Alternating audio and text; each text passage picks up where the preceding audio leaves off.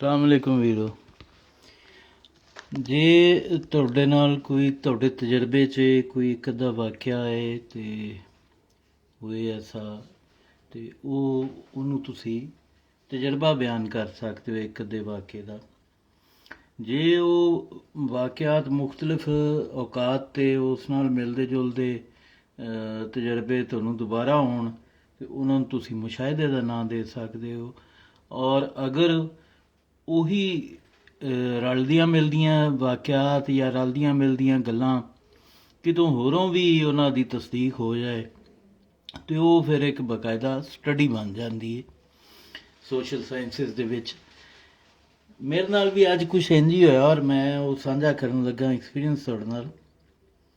ਥੋੜ੍ਹੇ ਦਿਨ ਪਹਿਲੇ ਕੋਈ 2-3 ਮਹੀਨੇ ਪਹਿਲੇ ਤੁਹਾਨੂੰ ਯਾਦ ਹੋਣਾ ਇੱਕ ਜੀਓ ਦੇ ਪ੍ਰੋਗਰਾਮ 'ਚ ਇਰਸ਼ਾਦ ਭੱਟੀ ਪੰਜਾਬੀ ਦਾ ਇੱਕ ਜੁਮਲਾ ਬੋਲਿਆ ਅਤੇ ਸਲੀਮ ਸਾਫੀ ਜਿਹੜਾ ਕਿ ਚੰਗੀ ਭਲੀ ਪੰਜਾਬੀ ਸਮਝਦਾ ਬਲਕਿ ਰਿਆਸਤੀ ਲਹਿਜਾ ਬੋਲਣ ਦੇ ਲਾਇਕ ਵੀ ਹੈ, ਉਹਨੇ ਜਾਣ ਬੁੱਝ ਕੇ ਬੁਗਸ ਦੇ ਵਿੱਚ ਪਸ਼ਤੋ 'ਚ ਜਵਾਬ ਦੇਣਾ ਸ਼ੁਰੂ ਕਰ ਦਿੱਤਾ।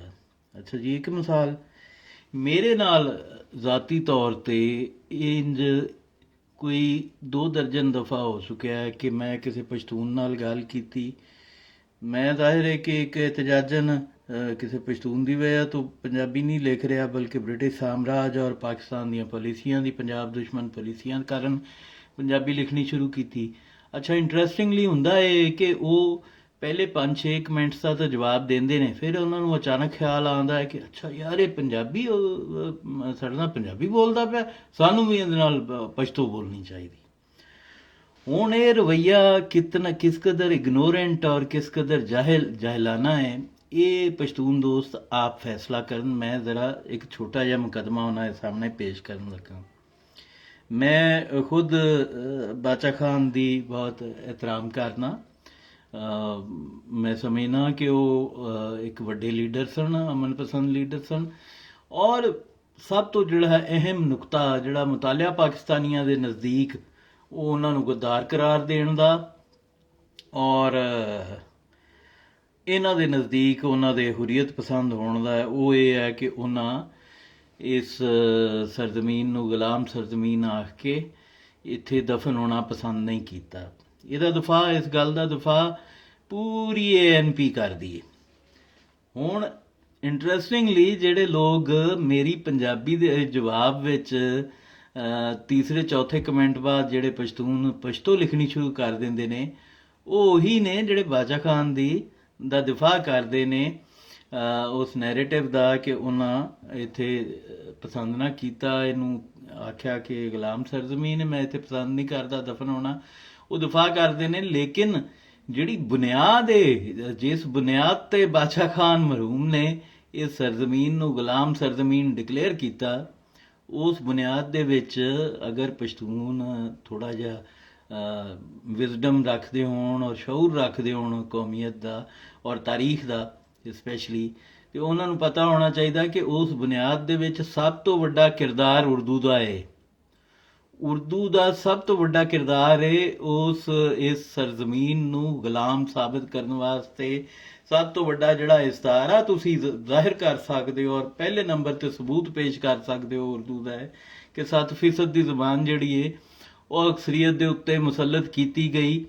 ਔਰ ਇਹੋ ਜਿਹੇ ਹੀ ਲੋਕ ਸਨ ਜਿਨ੍ਹਾਂ ਦੀ ਵਜ੍ਹਾ ਤੋਂ ਬੰਗਲਾਦੇਸ਼ ਵੱਖਰਾ ਹੋਇਆ ਔਰ ਉਹ ਪ੍ਰੋਪੇਗੰਡਾ ਇਹ ਕਰਦੇ ਨੇ ਛੋਟੇ ਸੂਬੇ ਕਿ ਜੀ ਪੰਜਾਬੀਆਂ ਇੰਝ ਕਰਤਾ, ਪੰਜਾਬੀਆਂ ਉਂਝ ਕਰਤਾ। ਉਹ ਬਾਈ ਰੇਸ ਉਹ ਇੱਕ ਪਸ਼ਤੂਨ ਜਰਨੈਲ ਹੀ ਸੀ ਉੱਥੇ, ਯਹੀਆ ਖਾਨ ਵੀ ਪਸ਼ਤੂਨ ਸੀ ਔਰ ਦੂਸਰਾ ਜਿਹੜਾ ਸੀ ਜਨਰਲ ਨਿਆਜ਼ੀ ਉਹ ਵੀ ਬਾਈ ਰੇਸ ਪਸ਼ਤੂਨ ਹੀ ਬਣਦਾ ਔਰ ਉਹ ਪੰਜਾਬ ਦੇ ਪਲੇਨਸ ਤੋਂ ਬਹਰਹਾਲ ਕਿਸੇ ਸੂਰਤ ਨਹੀਂ ਸਨ।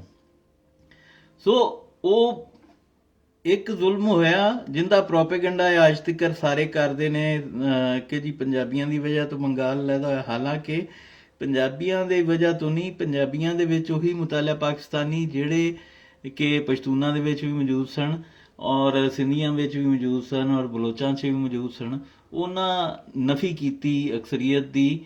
ਔਰ ਸਭ ਤੋਂ ਉੱਤੇ ਇਸਟੈਬਲਿਸ਼ਮੈਂਟ ਸਾਡੀ ਜਿਹਦੇ ਕੋਲ ਇਖਤਿਆਰ ਸੀ ਹਕੂਮਤ ਦੇਣ ਦਾ, ਉਹਨਾਂ ਪਿਕ ਐਂਡ ਚੂਜ਼ ਕੀਤਾ, ਉਹਨਾਂ ਭੁੱਟੋ ਨੂੰ ਇਕਤਦਾਰ ਦੇ ਦਿੱਤਾ ਔਰ ਅਕਸਰੀਅਤ ਵਾਲੇ ਨੂੰ ਇਕਤਦਾਰ ਨਾ ਦਿੱਤਾ। ਲੇਕਿਨ ਉਸ ਸਾਰੇ ਅਲੈਹਦਗੀ ਦੀ ਬੁਨਿਆਦ ਹਰ ਪਾਕਿਸਤਾਨ ਦੇ ਹੁਣ ਬੱਚੇ ਬੱਚੇ ਨੂੰ ਵੀ ਪਤਾ ਹੈ ਕਿ ਉਸ ਅਲੈਹਦਗੀ ਦੀ ਬੁਨਿਆਦ ਉਰਦੂ ਬਣੀ ਸੀ ਔਰ 1948 ਦੀ ਤਕਰੀਰ ਬਣੀ ਸੀ। ਉਰਦੂ ਮੁਸੱਲਤ ਕਰਨਾ ਉਹਨਾਂ ਦੇ ਉੱਤੇ ਉਹ ਲਕੀਰ ਖਿੱਚੀ ਗਈ ਸੀ ਉਸੇ ਦਿਨ ਹੀ ਬੰਗਾਲ ਦੇ ਅਲੱਗਾ ਹੋਣ ਦੀ। ਹੁਣ ਮੈਨੂੰ ਤੁਸੀਂ ਦੱਸੋ ਕਿ ਇਹ ਬੜੇ ਹੁਰੀਅਤ ਪਸੰਦ ਵੀ ਬਣਦੇ ਨੇ, ਇਹ ਪਸ਼ਤੀਨੀ ਵੀ, ਇਹ ਜਿਹੜੇ ਜਨਾਬੇ ਅਲੀ ਅਫਰਾਜ਼ ਖਟਕ ਸਾਹਿਬ ਵਗੈਰਾ ਸਾਰੇ ANP ਵਾਲੇ ਸੁਰਖੇ ਜਿਹੜੇ ਨੇ ਜਿੰਨੇ ਵੀ ਨੇ, ਮੋਹਸਿਨ ਦਾਵੜ ਅਲੀ, ਇਹ ਬਹੁਤ ਵੱਡੇ ਚੀਗਵੇਰੇ ਵੀ ਬਣਦੇ ਨੇ। ਉਹ ਇਹ ਪਹਿਲੇ ਉਸ ਗੁਲਾਮੀ ਚੋਂ ਤਾਂ ਨਿਕਲਣ, ਉਰਦੂ ਸਪੀਕਿੰਗ ਦੀ ਗੁਲਾਮੀ ਚੋਂ ਤਾਂ ਨਿਕਲਣ। ਅਸੀਂ ਤੇ ਇਹਨਾਂ ਦੇ ਹਜ਼ਾਰਾਂ ਸਾਲ ਪੁਰਾਣੇ ਗਵੰਡੀ ਹਾਂ। ਇਹ ਗੰਗਾ ਜਮਨਾ ਤਹਿਜ਼ੀਬ ਦੀ ਗੁਲਾਮੀ 'ਚ ਕਿਉਂ ਹਾਲੇ ਤੱਕ ਗਏ ਹੋਏ ਨੇ? ਗੰਗਾ ਜਮਨਾ ਤਹਿਜ਼ੀਬ ਦੀ ਉਰਦੂ ਇਹਨਾਂ ਨੂੰ ਨਹੀਂ ਪਤਾ 1881-82 'ਚ ਅੰਗਰੇਜ਼ ਨਾਫਜ਼ ਕਰਕੇ ਗਿਆ ਸੀ, ਬ੍ਰਿਟਿਸ਼ ਸਾਮਰਾਜ ਨਾਫਜ਼ ਕਰਕੇ ਗਿਆ ਸੀ। ਤੁਸੀਂ ਜੋ ਗੱਲ ਤੇ ਹਰ ਕਿਸੇ ਨੂੰ ਤਾਨਾ ਮਾਰਦੇ ਹੋ ਕਿ ਤੁਸੀਂ ਗੋਰਿਆਂ ਦੀ ਗੁਲਾਮ ਹੋ, ਤੇ ਤੁਸੀਂ ਤਾਂ ਸਭ ਤੋਂ ਵੱਡੀ ਗੁਲਾਮੀ ਤੇ ਇਹ ਵੇ ਤੁਹਾਡੀ ਕਿ ਤੁਸੀਂ ਆਪਣੇ ਹਜ਼ਾਰਾਂ ਸਾਲ ਪੁਰਾਣੇ ਹਮਸਾਏ ਦੀ ਜ਼ੁਬਾਨ ਨੂੰ ਛੱਡ ਕੇ, ਜਿਹੜਾ ਕਿ ਅਕਸਰੀਅਤ ਹੈ, ਜਿਹਦਾ ਹੱਕ ਹੈ, ਉਹਨੂੰ ਛੱਡ ਕੇ ਤੁਸੀਂ ਉਸ ਸਾਮਰਾਜ ਦੀ ਛੱਡੀ ਹੋਈ ਜ਼ੁਬਾਨ ਨੂੰ ਔਰ ਅਕਲੀਅਤ ਦੀ ਜ਼ੁਬਾਨ ਨੂੰ ਤੁਸੀਂ ਸੈਕਿੰਡ ਕਰਦੇ ਹੋ। ਕੋਈ ਇਸ ਹਵਾਲੇ ਨਾਲ ਕਿਸੇ ਕੋਲ ਕੋਈ ਸ਼ੌਰੀ ਫਿਕਰੀ ਦਲੀਲ ਹੋਏ ਕਿਸੇ ਪਸ਼ਤੂਨ ਕੌਮ ਪ੍ਰਸਤ ਕੋਲ, ਤੇ ਮੇਰੇ ਸਾਹਮਣੇ ਆ ਕੇ ਬੈਠੇ ਔਰ ਮੈਨੂੰ ਕਨਵਿੰਸ ਕਰੇ, ਮੈਨੂੰ ਆਰਗੂਮੈਂਟ ਕਰੇ। ਮੈਂ ਕੋਈ ਝਗੜਾ ਨਹੀਂ, ਮੇਰੀ ਇਹਨਾਂ ਨਾਲ ਕੋਈ ਇਹਨਾਂ ਦੀ ਤਰ੍ਹਾਂ ਦਾ ਕੋਈ ਤਾਸੁਬ ਨਹੀਂ ਹੈ। ਉਹ ਕਿਸੇ ਨੇ ਅਸਲ 'ਚ ਗੱਲ ਕੀਤੀ ਸੀ ਕਿ ਜੀ ਪੰਜਾਬ 'ਚ ਤਾਲਬਨਾਈਜੇਸ਼ਨ ਹੋ ਰਹੀ। ਹੁਣ ਨੌਲੇਜ ਇੰਨੀ ਪੂਅਰ ਹੈ ਇਹਨਾਂ ਲੋਕਾਂ ਦੀ ਕਿ ਤਾਲਬਨਾਈਜੇਸ਼ਨ ਦੀ ਜਿਹੜੀ ਟਰਮ ਸੀ ਉਹ ਮਖਸੂਸ ਮਕਤਬੇ ਫਿਕਰ ਵਾਸਤੇ ਵਰਤੀ ਗਈ। ਉਹ ਕਤਨ ਇਸ ਮਕਤਬੇ ਫਿਕਰ ਵਾਸਤੇ ਕਦੀ ਵੀ ਤਾਲਬਨਾਈਜੇਸ਼ਨ ਵਾਲੀ ਟਰਮ ਨਹੀਂ ਵਰਤੀ ਗਈ। ਔਰ ਇਨਸਾਫ ਦੀ ਗੱਲ ਕਰਨੀ ਚਾਹੀਦੀ, ਝੂਠ ਨਹੀਂ ਬੋਲਣਾ ਚਾਹੀਦਾ।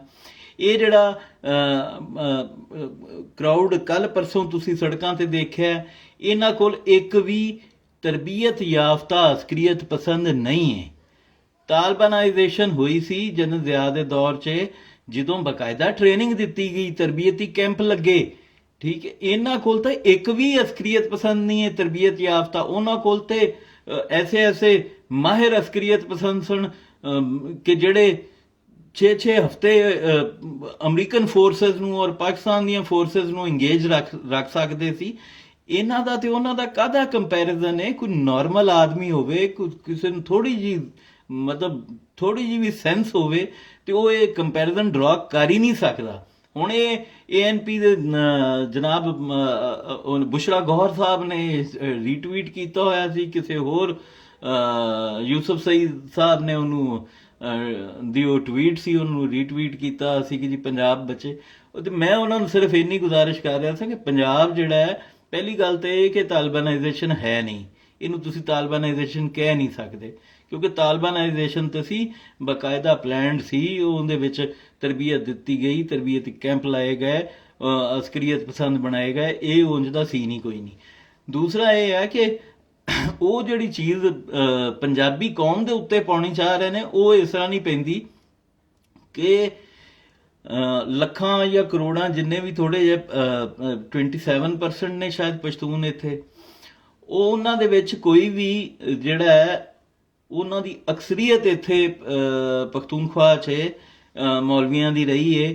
ਔਰ ਇਹਨਾਂ ਦੇ ਅਗਰ ਨਾ ਗਿਣਾਏ ਜਾਣ ਤੇ ਸਮੀਲ ਹਕ ਸਾਹਿਬ ਪਸ਼ਤੂਨ ਸਨ, ਮੌਲਾਨਾ ਫਜ਼ਲੁਰ ਰਹਿਮਾਨ ਪਸ਼ਤੂਨ ਨੇ, ਸਿਰਾਜੁਲ ਹਕ ਪਸ਼ਤੂਨ ਨੇ, ਸੂਫੀ ਮੁਹੰਮਦ ਪਸ਼ਤੂਨ ਸੀ, ਮੁੱਲਾ ਫਜ਼ਲੁल्लाह ਪਸ਼ਤੂਨ ਸੀ, ਮੁੱਲਾ ਉਮਰ ਸਾਹਿਬ ਪਸ਼ਤੂਨ ਸਨ। ਇਹ ਸਾਰੇ ਦੇ ਸਾਰੇ ਲੰਮੀ ਲਿਸਟ, ਅਹਿਸਾਨੁੱਲਾ ਅਹਿਸਾਨ, ਮਤਲਬ ਗਿਣੇ ਨਹੀਂ ਜਾ ਸਕਦੇ ਇੰਨੇ ਪਸ਼ਤੂਨ ਨੇ। ਔਰ ਇਹ ਉਹ ਲੋਕ ਨੇ ਜਿਨ੍ਹਾਂ ਦੇ ਹਜ਼ਾਰਾਂ ਦੀ ਤਾਦਾਦ 'ਚ ਨਹੀਂ, ਲੱਖਾਂ ਦੀ ਤਾਦਾਦ 'ਚ ਫੋਲੋਵਰ ਸਨ ਹਰ ਏਰੀਏ 'ਚ। ਇਹੀ ਤਾਂ ਵਜ੍ਹਾ ਹੈ ਕਿ ਸਿਰਫ ਇੱਕ ਵਾਰੀ ਤਾਰੀਖ 'ਚ ANP ਆਪਣੀ ਗਵਰਨਮੈਂਟ ਬਣਾ ਸਕੀ, ਉਹ ਵੀ ਸ਼ਾਇਦ ਅਲਾਇੰਸ ਨਾਲ। ਕਿਉਂ ਨਹੀਂ ਇਹ ਮਤਲਬ? ਤੇ ਪਸ਼ਤੂਨਾਂ ਦੀ ਤਾਂ ਅਕਸਰੀਅਤ ਸ਼ੁਰੂ ਤੋਂ ਬੁਨਿਆਦ ਪ੍ਰਸਤ ਰਹੀ ਹੈ, ਸਾਡੇ ਵੀ ਹੈ। ਲੇਕਿਨ ਸਾਡੇ ਤੁਸੀਂ ਉਂਝ ਨਹੀਂ ਕਹਿ ਸਕਦੇ, ਤਾਲਬਨਾਈਜੇਸ਼ਨ ਨਾਲ ਕੰਪੈਰੀਜ਼ਨ ਨਹੀਂ ਕਰ ਸਕਦੇ। ਪਸ਼ਤੂਨ ਤਾਂ ਆਲਮੋਸਟ 60% ਤੋਂ 50%, 60% ਨੇਸ਼ਨ ਜਿਹੜੀ ਉਹ ਤਾਲਬਨਾਈਜੇਸ਼ਨ ਦਾ ਸ਼ਿਕਾਰ ਰਹੀ ਹੈ। ਇੱਥੇ ਉਨੀ ਹਾਈ ਪਰਸੈਂਟੇਜ ਕਦੀ ਵੀ ਨਹੀਂ ਰਹੀ ਪੰਜਾਬ ਦੇ ਵਿੱਚ ਇੰਜ ਦੀ। ਇੱਕ ਛੋਟਾ ਜਿਹਾ ਫੈਕਸ਼ਨ ਸੀ ਪੰਜਾਬੀ ਤਾਲਿਬਾਨ ਦਾ, ਲੇਕਿਨ ਉਹ ਕੋਈ ਲੱਖਾਂ 'ਚ ਨਹੀਂ ਸੀ, ਉਹ ਹਾਰਡਲੀ ਹਜ਼ਾਰਾਂ 'ਚ ਹੋ ਸਕਦਾ ਹੈ। ਸੋ ਇਹ ਸਾਰੀਆਂ ਚੀਜ਼ਾਂ, ਸੁਸਾਈਡਰ ਉਧਰੋਂ ਆਉਂਦੇ ਰਹੇ, ਕੋਈ ਗਿਣਾਉਣ ਦੀ ਜਾਂ ਕੋਈ ਤਾਨਾ ਮਾਰਨ ਦੀ ਜਾਂ ਮਿਹਣਾ ਮਾਰਨ ਦੀ ਗੱਲ ਨਹੀਂ, ਲੇਕਿਨ ਇਨਸਾਫ ਨਾਲ ਸੋਚਣਾ ਚਾਹੀਦਾ। ਔਰ ਅਗਰ ਉਹ ਆਪਣੀ ਕੌਮ ਦਾ ਭਲਾ ਚਾਹੁੰਦੇ ਨੇ ਔਰ ਚਾਹੁੰਦੇ ਨੇ ਕਿ ਪਿਆਰ ਮੁਹੱਬਤ ਨਾਲ ਅਸੀਂ ਰਹੀਏ, ਤੇ ਫਿਰ ਗੱਲ ਗੱਲ ਤੇ ਸਾੜ ਫੂਕਣਾ ਛੱਡ ਦੇਣ, ਗੱਲ ਗੱਲ ਤੇ ਤਾਸਤ ਦਾ ਇਜ਼ਹਾਰ ਛੱਡ ਕੇ ਚੀਜ਼ਾਂ ਨੂੰ ਸ਼ਊਰ ਨਾਲ, ਠੰਡੇ ਦਿਮਾਗ ਨਾਲ ਦੇਖਣ ਔਰ ਦੇਖਣ ਕਿ ਉਹ ਕਿੱਥੇ ਕੋਤਾਹੀ ਕਰ ਰਹੇ ਨੇ। ਕੱਲ ਇਹਨਾਂ ਸਾਰਿਆਂ ਰਲ ਕੇ ਬੰਗਲਾਦੇਸ਼ ਨਾਲ ਜ਼ਿਆਦਤੀ ਕੀਤੀ, ਅੱਜ ਇਹ ਸਾਰੇ ਰਲ ਕੇ ਹੁਣ ਪੰਜਾਬੀ ਅਕਸਰੀਅਤ ਨੇ ਤੇ ਪੰਜਾਬੀਆਂ ਨਾਲ ਜ਼ਿਆਦਤੀ ਕਰਦੇ ਪਏ ਨੇ। ਤੇ ਮੇਰੀ ਇਹੀ ਗੁਜ਼ਾਰਿਸ਼ ਸੀ, ਇਹੀ ਬੇਨਤੀ ਸੀ ਅੱਜ ਦੀ ਜਿਹੜੀ ਕਰਨੀ ਚਾਹ ਰਿਹਾ ਸਾਂ ਆਪਣੇ ਪਸ਼ਤੂਨ ਵੀਰਾਂ ਨੂੰ, ਜਿਹੜੇ ਰੌਸ਼ਨ ਖਿਆਲ ਨੇ, ਥੋੜੇ ਸਮਝਦਾਰ ਨੇ, ਕਿ ਉਹ ਇਸ ਫੈਕਟ ਨੂੰ ਅੰਡਰਸਟੈਂਡ ਕਰਨ ਔਰ ਪੰਜਾਬੀ ਜ਼ੁਬਾਨ ਦੇ ਉੱਤੇ, ਆਪਣੇ ਹਜ਼ਾਰਾਂ ਸਾਲ ਪੁਰਾਣੇ ਹਮਸਾਏ ਦੇ ਉੱਤੇ ਗੰਗਾ ਜਮਨਾ ਤਹਿਜ਼ੀਬ ਦੀ ਉਰਦੂ ਜ਼ੁਬਾਨ ਨੂੰ ਤਰਜੀਹ ਨਾ ਦਿਆ ਕਰਨ। ਉਹ ਵੀ ਉਹ ਸੂਰਤ 'ਚ ਜਦੋਂ ਕਿ ਉਹ ਪੰਜਾਬੀ ਨੂੰ ਬਿਹਤਰ ਤਰੀਕੇ ਸਮਝ ਵੀ ਰਹੇ ਹੁੰਦੇ ਨੇ।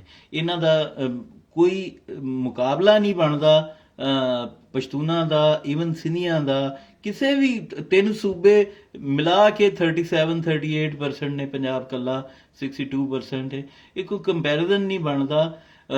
ਅਸੀਂ ਬਰਾਬਰ ਦੇ ਹਕੂਕ ਦੇ ਖਾਂ ਹਾਂ, ਅਸੀਂ ਬਿਲਕੁਲ ਨਹੀਂ ਚਾਹੁੰਦੇ ਕਿ ਅਸੀਂ ਕਿਸੇ ਤੇ ਜਬਰ ਕਰੀਏ ਜਾਂ ਕਿਸੇ ਦਾ ਹੱਕ ਮਾਰ ਲਈਏ, ਲੇਕਿਨ ਸਾਡੇ ਹੱਕ ਦੇ ਉੱਤੇ ਇੱਕ ਤਾਂ ਡਾਕਾ ਮਾਰਨ ਦੀ ਕੋਸ਼ਿਸ਼ ਨਾ ਕਰਿਆ ਕਰਨ, ਆਪਣੀ ਹਦੂਦ 'ਚ ਰਹਿਣ ਔਰ ਜਿਹੜੇ ਪੰਜਾਬ ਦੇ ਇਲਾਕੇ ਨੇ ਉਹ ਪੰਜਾਬ ਦੇ ਰਹਿਣ ਦੇਣ, ਔਰ ਬਲਕਿ ਜਿਨ੍ਹਾਂ 'ਤੇ ਕਬਜ਼ਾ ਕੀਤਾ ਨੇ ਉਹ ਇਨਸਾਫ ਨਾਲ ਪੰਜਾਬ ਦੇ ਹਵਾਲੇ ਕਰਨ ਵਾਪਸ। ਬਸ ਇਹੀ ਗੱਲ ਸੀ ਜੀ। ਰੱਬ ਰੱਖਾ।